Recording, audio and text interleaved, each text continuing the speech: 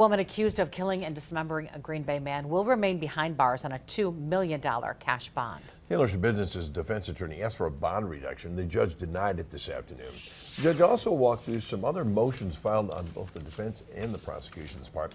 Brittany Smith joins us now in studio to explain this all. Brittany. Bill and Cami, Brown County Judge Thomas Walsh went through more than 20 motions today. Some are repeats filed by Schabusiness' prior defense attorney, but one of the new ones discussed today is from the defense.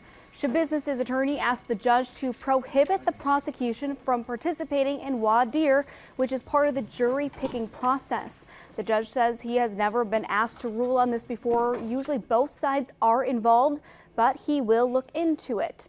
Finally, there will be a Miranda Goodchild motion hearing in June. The defense filed a motion for the exclusion of statements while in custody. What this hearing would look at is whether statements given were voluntary and how this plays into what evidence will be allowed at trial.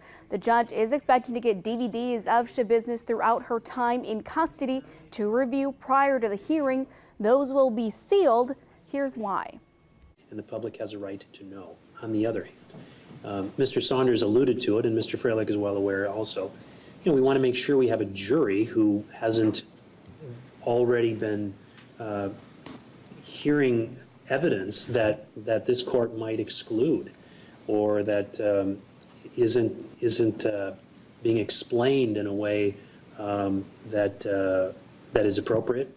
And so while I'm going to grant the request to seal that, it's only until the trial or until I rule on things, such that this comes in at the trial, it's all public record. It's a matter of really ensuring that the fairest trial possible is offered. The Miranda Goodchild hearing is set for June 13th at 8:30 in the morning. The court is expecting it to take hours. Bill?